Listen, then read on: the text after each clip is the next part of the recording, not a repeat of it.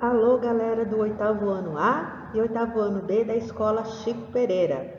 Aqui é a professora Tatiana, sou professora de língua portuguesa e estou aqui neste vídeo para explicar para vocês o que deverá ser feito nas atividades do nosso roteiro número 2, tá? Então, lembrando só que todas as nossas atividades, elas estão embasadas ali na nossa apostila Aprender Sempre, volume 2. E também elas podem ser acompanhadas lá no Centro de Mídias. Todas as atividades que estão sendo trabalhadas lá também são as atividades que estamos desenvolvendo aqui no nosso roteiro, tá?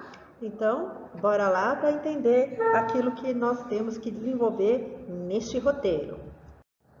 Então, neste roteiro, a gente vai trabalhar a sequência número 2 de atividades da nossa apostila, tá? Então, para desenvolver essa atividade, é necessário fazer a leitura deste texto, desse texto jornalístico, chamado Pelé comemora 80 anos, mas o futebol brasileiro está em baixa. Este texto ele não está na apostila, porém lá no meu roteiro eu já deixei ele disponível lá para vocês, ok? Então, vocês irão fazer a leitura deste texto atentamente, tá? É um texto um pouquinho mais longo, mas é um texto com uma linguagem bem simples, dá para a gente entender claramente tudo aquilo que ele está passando para nós, tá?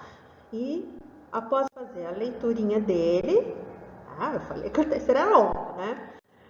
Nós iremos desenvolver a nossa atividade, tá? Então, após a leitura desse texto, a gente vai estar lá na sequência de atividades 2, aula 1 e 2, o texto argumentativo, contexto de produção, circulação, argumentos e contra-argumentos, ou seja, estaríamos estudando ainda a estrutura dos artigos de opinião, ok?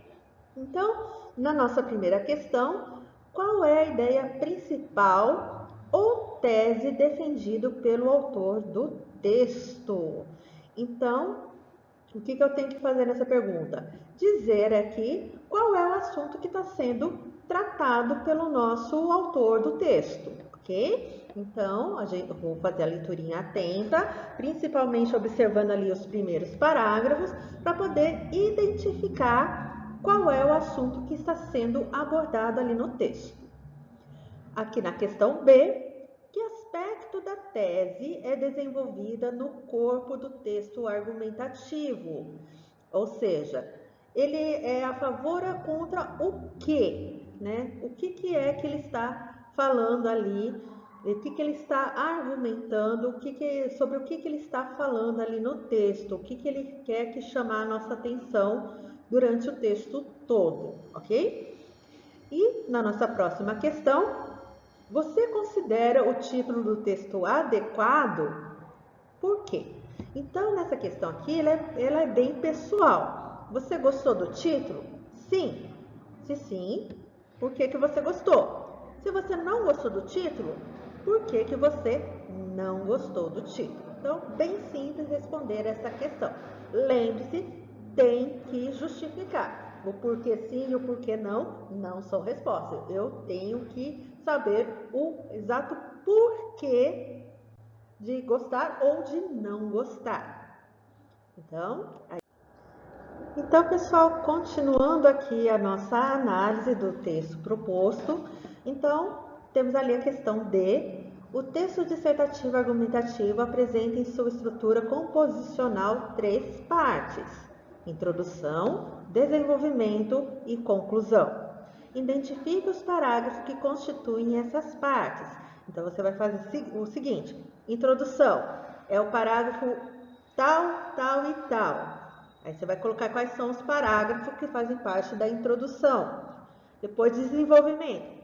Você vai dizer quais são os parágrafos, enumere os parágrafos, fica melhor assim, tá? Quais são os parágrafos que fazem parte do desenvolvimento do texto? E quais são os parágrafos que fazem parte da conclusão do texto, ok? Seguinte, identifique os argumentos utilizados no texto. Então, aqui eu tenho que observar quais foram as justificativas que ele usou para sustentar a ideia principal dele. Então, eu tenho que observar de maneira bem rápida, bem sucinta, o que ele utilizou para defender a ideia dele. E por último, observe a conclusão do texto. Então, nós vamos lá para o final do texto. Trata-se de uma conclusão do tipo síntese ou do tipo que dá a solução do problema? Tá? Então, eu tenho que observar lá. Ele só resumiu tudo que ele falou no final do texto ou ele deu uma solução para o problema que foi abordado durante o texto? Então, bem simples, é só mesmo observação ali do finalzinho do nosso texto. Em seguida, aqui para a nossa aula 3, para escrever com adequação as inadequações textuais. Então, aqui nós vamos estar discutindo algumas coisinhas que a gente faz no texto, principalmente quando a gente quer fazer algumas enrolações no texto. Então, são coisas que a gente deve evitar, tá? Então, nós temos aqui a ambiguidade. O que vem a ser ambiguidade? Quando eu utilizo uma palavra em que ela pode ter diferentes significados. E aí, durante o texto, eu acabo não explicando bem qual é o significado que essa palavra tem, tá? Vamos dar um exemplo aí de uma palavra que é ambígua. Por exemplo, a palavra manga. Falei manga, cada um de vocês pensou numa coisa. Tem gente que pensou na manga fruta e tem gente que pensou na manga, aquela parte do vestuário. Tá? Então, essa palavrinha, ela é uma palavra ambígua. Então, na hora que eu colocar ele no texto, eu tenho que deixar bem claro para a pessoa que estiver me ouvindo ou lendo o meu texto, qual é o real significado dela. Então, eu tenho que tomar cuidado que existem várias palavras no nosso idioma que elas podem causar esse tipo de ambiguidade. Também, outra coisa que a gente deve evitar na hora da escrita de um texto é o pleonasmo. Pleonasmo a gente também é outra coisa que a gente faz direto, tá? Que é o que? As ideias ou termos que se repetem. Mas em que sentido? É o clássico lá, subir para cima, descer para baixo. Lógico, quem sobe, sobe para cima. Quem desce, desce para baixo. Quem entra, é lógico que entra para dentro. Quem sai, é lógico que sai para fora. Então, esses tipos de termos a gente deve evitar, porque são algumas repetições desnecessárias e que acaba deixando o nosso texto deselegante. A outra situação que deve ser evitada é a prolixidade, tá? Ou seja, é o famoso enrolação, aquele lá que a gente fala e não sai do lugar. Por quê? A gente fica repetindo com várias palavras a mesma coisa. Então, a gente tem que tomar cuidado com isso. Ó. Temos ali no exemplo que vai ficar bem claro. Ó. O garoto fez toda a lição, o garoto é muito dedicado. Já temos aí a repetição do termo garoto, que ficou também desnecessário. Mas olha só a sequência aí do exemplo. O garoto faz todas as atividades que os professores passam, ele é aplicado. Então, o garoto faz todas as atividades é a mesma coisa, o garoto fez toda a lição. Ele é aplicado é a mesma coisa que ele é dedicado. Ou seja, houve só uma repetição com outras palavras também da mesma ideia. Ou seja, patinou e não saiu do lugar. E depois também o lugar comum. Ou seja, são frases ou expressões sem criatividade. Quando a gente utiliza um termo muito vago, muito amplo, para dizer alguma coisa, né? Então, o exemplo, a explicação do professor é uma mão na roda. Muito vago, e aí? A explicação do professor foi uma mão na roda? Uma mão na roda em que sentido?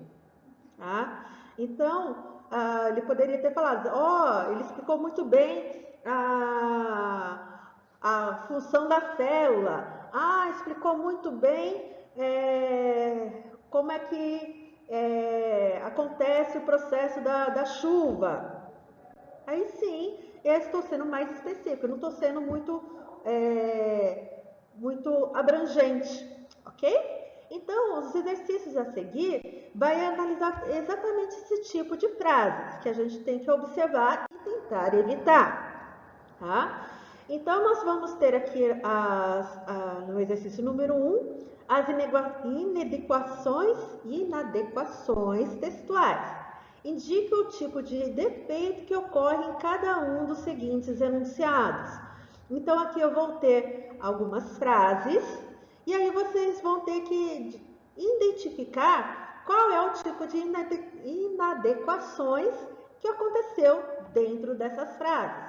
Então, é sempre uma daquelas 4 que eu coloquei ali para vocês, tá? Então, aí vamos ter o exercício A, B, C, D e E. Então, tem que ler atentamente e observar qual foi a inadequação que aconteceu nessas frases.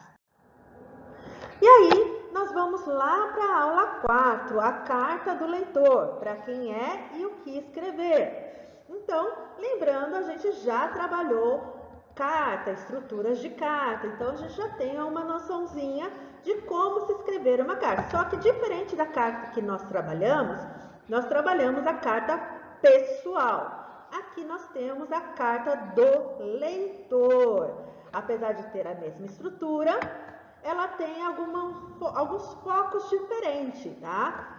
Vai ter uma linguagem um pouquinho mais formal e também nós vamos ter aqui algumas reivindicações, algumas análises que a pessoa vai estar falando para o seu destinatário.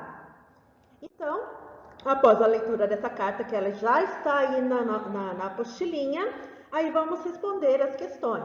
A. Qual é o assunto central da carta? Ou seja, sobre o que ele está falando? B. O que levou os alunos do terceiro A escreverem para o jornal Joca? Ou seja, qual foi a motivação diante do assunto que foi abordado? C. A carta faz uma crítica diretamente ao texto publicado na coluna Dúvida Animal, ou um elogio, me enroscou. Voltando. A carta faz uma crítica diretamente ao texto publicado na coluna Dúvida Animal, ou um elogio ao seu autor, ou seja, qual dessas duas situações aconteceu nessa carta? Ele fez uma crítica ou ele fez um elogio? D. Quanto à linguagem empregada na carta pelos autores, eles utilizam uma linguagem mais culta ou uma linguagem mais popular e coloquial? Que tipo de linguagem eles utilizaram ali na carta? E. Quanto à estrutura composicional do gênero textual carta do leitor, a carta enviada para o jornal Joca apresenta todos os elementos que compõem a carta? Se não, quais faltam? Então, vocês vão lembrar ali qual é a estrutura do da carta e vai dizer se essa carta aí do leitor tem toda a estrutura básica ou se está faltando alguma coisa, beleza?